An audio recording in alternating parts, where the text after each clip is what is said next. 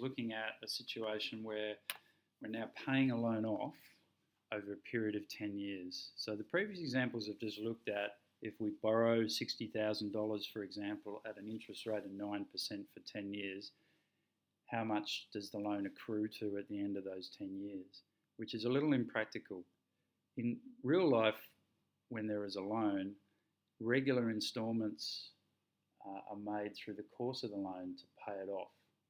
And the effect that that has is, as you pay capital and interest off a loan, the balance reduces and therefore the interest reduces. And we call this a reducible loan or a reducing balance loan. And it is more common in the real world and in the real life that this is what actually occurs. So let's have a look at how we can use the classpad function to do this, because without a spreadsheet, these kind of calculations are quite difficult because the balance is reducing all the time. It is a recursive function, so we can use the recursive rule, but we can also use the classpad finance function. So if we look at this example here, we have a sum of $60,000 that's borrowed. Now we put that in our principal value, and it is positive $60,000 because it's a loan to the investor, so the money is going to the investor. It's 9% per annum, so we put 9 in. We know that the future value will be 0 because we're paying the loan off over 10 years. So the balance for the loan at the end of the 10 years needs to be 0. A name that's given to paying off a loan or reducing the balance of an account to 0 or closing an account is called amortizing the loan. So if the question refers to amortizing a loan, it's meaning reducing the loan to 0. So we're going to put 0 in there because we know that's the value of the balance of the loan we need to have at the end of the loan's life. Now here's where a difference between the C-Y and the P-Y numbers occur. It says here that the interest is compounded quarterly. So in the compound calculations per year, C-Y, we put in 4. We're telling the classpad we're doing 4 interest calculations per year.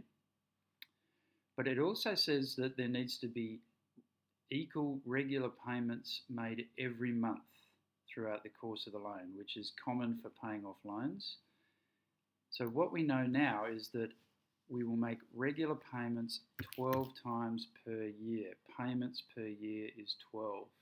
So the numbers here are now different. Now, just an elaboration on the N value. Now the N value previously has always been equal to the number of compound calculations times the number of years, which is correct. However, it's in fact the classpad also is considering it based on the number of payment installments that are made per year. So we're not multiplying in this instance 4 times 10 to get 40. We're multiplying 10 times 12 because there's 12 payments that are made into the loan per year times 10 years. So it's now actually 120. Previously these two numbers were the same, so it didn't make any difference. But now there is a difference. It's the payment per year times the number of years that you put in for N. So it'll be 120, not 40. We've entered all the information we want now. Now, we've previously put in the regular payment installments as 0 because we haven't been looking at scenarios where we've been receiving regular payments or making regular payments. Now we want to know what that is. So the classpad will calculate that for us. So what the classpad is doing is taking all the information about the loan, taking the interest, taking the principal, recognizing that the loan will be paid off.